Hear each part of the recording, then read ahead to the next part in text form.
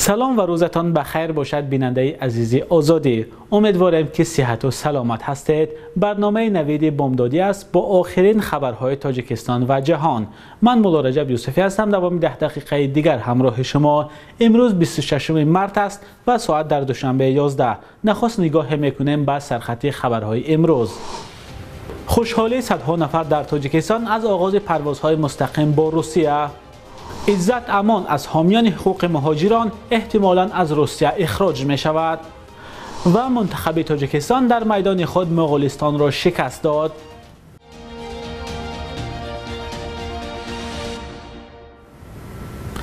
شرح بیشتر خبرها. بعد از انتظارهای زیاد در نهایت روسیه پروازهای مستقیم به تاجیکستان را برقرار کرد، اما ظاهرا نه آن طرزی که در دوشنبه انتظار بودند. طبق قرار مقامات روسیه از 1 اپریل پرواز منتظم هواپیماها با تاجیکستان از سر گرفته می شود، اما پروازها هفته یک بار در نظر است. همزمان معلوم نیست که اجرای آن را شرکت های هواپیمای تاجیکستان به عهده دارند یا از روسیه. پروازهای دائمی هواپیماها میان دو کشور 1 سال پیش با هدف پیشگیری از گسترش کرونا ویروس قطع شده بود. خبر آغاز پروازهای مستقیم میان تاجیکستان و روسیه به استقبال گسترده در شبکه‌های اجتماعی روبرو شد، ولی برخی ها نوشتند که 1 پرواز در 1 هفته خیلی کم است. مقامات تاجیکستان هنوز در این باره خبر ندادند. منابع نزدیک به حکومت روز 25 مارس گفتند به زودی این مسئله را دقیق کرده و به مطبوعات خبر می‌دهند. پروازهای منتظم هواپیماها میان تاجیکستان و روسیه 1 سال قبل ماه مارس سال 2020 بنا به پنجشنبه کرونا ویروس نو قطع شده بود. تاکنون شرکت ها تنها با پروازهای چارتری شهروندان را از روسیه به تاجیکستان می آوردند و یا از تاجیکستان به روسیه می بردند. مقامات تاجیکستان هنوز تابستان سال گذشته گفته بودند که برای از سر گرفتن پروازهای منتظم با روسیه آماده هستند. جانب روسیه تنها در آغاز امسال گفت بعد از سفر متخصصان روسپاتربنادزور به تاجیکستان و خلاصه آنها درباره وضع بهداشتی در مورد پروازها تصمیم میگیرد. متخصصان اداره روسپاتربنادزور آخر هفته گذشته و پس از دیدن شفاخانه و آزمایشگاه‌های تاجیکستان بر روسیه برگشتند، اما خلاصه نهایی آنها اعلان نشده است. روشن نیست که تصمیم درباره از سرگیری پروازهای منتظم به خلاصه آنها ربط دارد یا نه. در صورت دریافت اطلاع بیشتر در این باره حتما شما را در جریان می‌گذاریم. ضمناً درباره برقرار شدن پروازها میان تاجیکستان و روسیه در برنامه اخبار آزادی هم گزارش داریم و شما را به تماشای برنامه دعوت میکنیم. اخبار آزادی ساعت 17 به وقت دوشنبه و 15 به وقت مسکو در صفحه آزادی ویدیو در یوتیوب نشر می شود.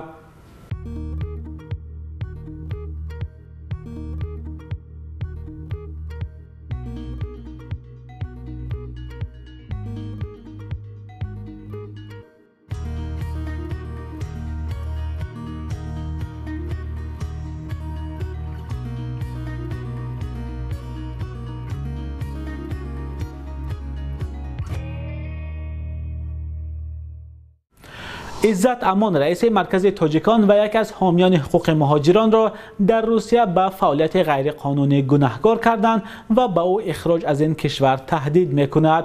قرار دادگاه ناحیه تور شهر مسکو در این باره 4 مارس امسال قبول شده 16 مارس به اجرا درآمده است.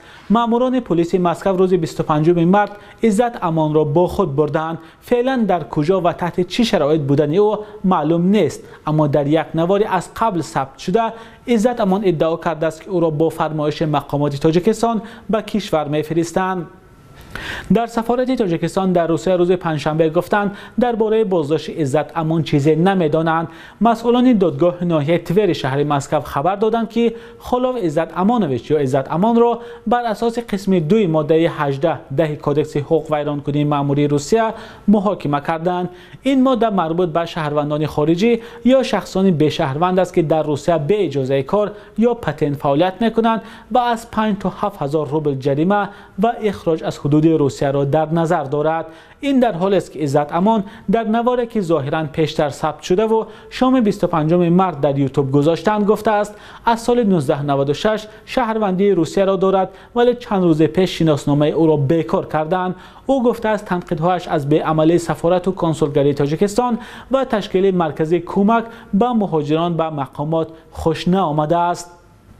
عزت امان در ادامه گفته که در این کار بعضی از ماموران خدمات مخصوصی روسیه شریکند و همزمان ادعا کرده که جانب تاجیکستان به تعقیبگران او پول کلان داده است. تا به حال مقامات تاجیکستان و روسیه به این گفته‌های عزت امان واکنش نکردند. این چنین معلوم نیست که او به تاجیکستان اخراج شده است و یا هنوز در روسیه نگهداری می شود. عزت امان 2 سال اخیر از سیاست‌های مقامات تاجیک نیز به شدت انتقاد کرده می گفت نسبت به او در تاجیکستان پرونده گشادند. مقامات روسیه تاکنون چندین نفر از تاجیکان با نفوذ را در آن کشور بازداشت و از حق شهروندی محروم کرده و به تاجیکستان استرداد کردند. سال 2017 شهروندی روسی کرامت شریپوف یکی از حامیان شناخته حقوق مهاجران تاجیک در روسیه بیکار و خودی او به تاجیکستان اخراج شد. شریپوف بعد بیش از 2 سال تلاش بی نتیجه بازگشت به روسیه ماه می سال 2020 در 57 سالگی در تاجیکستان وفات کرد. دسته منتخب فوتبال تاجیکستان در بازی دور هفتم مرحله دوم انتخابی قهرمانی جهان 2022 در گروه F تیم ملی مغولستان را با حساب 3-0 مغلوب کرد. این بازی شام پنجشنبه 25 مارس در ورزشگاه مرکزی دوشنبه با حضور 9300 تماشابین برگزار شد. گل‌ها را منوچهر جلیلوف، علیشیر جلیلوف و شهرام سمیف به ثمر رساندند. یادآور می‌شویم که بازی اول منتخب تاجیکستان با تیم ملی مغولستان که 10 سپتامبر سال 2019 در شهر اولانباتور دایر گردید با پیروزی مهمانان یعنی فوتبالبازان تاجیک با حساب 1-0 خاتمه یافت. حالا در گروه F منتخب ژاپن با 12 امتیاز از 4 بازی مقام اول را کسب نموده است. دسته منتخب تاجیکستان با 10 امتیاز از 6 بازی به جای دوم برآمد. منتخب قرقیزستان که 1 بازی کمتر انجام داده است با 7 امتیاز در جای سوم است. میانمار با 6 امتیاز زینه چهارم و مغولستان با 3 امتیاز زینه پنجم را اشغال کردند. در مرحله دوم انتخابی قهرمانی جهان 2022 همگی 40 دسته شرکت دارد.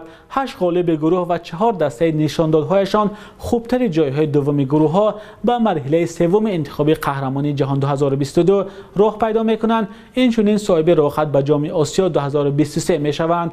کنفدراسیون فوتبال آسیا یا AFK میزبان مسابقه های متمرکزانیده شده مرحله دوم انتخابی قهرمانی جهان 2022 را که از 31 می تا 15 ایون برگزار می شوند تصدیق کرد. منتخب تاجیکستان که به گروه F شامل است 2 بازی باقی مانده اش را 7 ایون مقابل تیم ملی ژاپن و 5 ایون با منتخب میانمار در ژاپن برگزار می کند.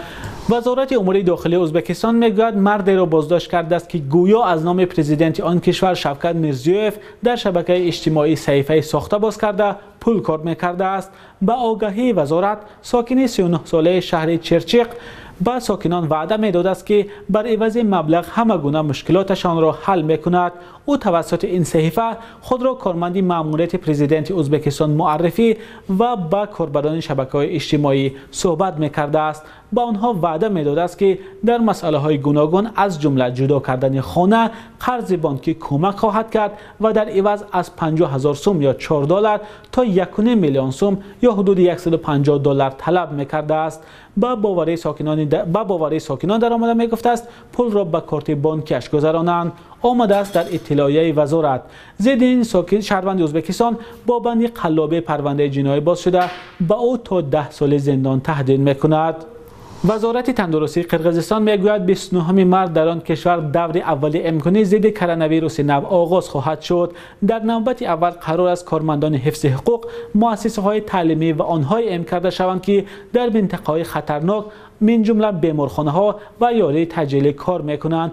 با آگهی وزارت تندرستی قرقیزستان در شهر بشکک 5 نقطه، در ولایت چوی 2 نقطه و در شهر اوش 2 نقطه گذراندن واکسینه ضد کرونا ویروس تشکیل شده است. انتقال واکسینه الکی به ولایت های اوش و چوی آغاز شده است. منبع میگوید روند واکسینه گذرانی از 2 مرحله عبارت بوده به ساکنان اختیاری گذرانده خواهد شد. بانک ملی تاجیکستان قرب اسعار خارجی را در برابر سامانه برای امروز 26 مارس چنین تعیین کرده است.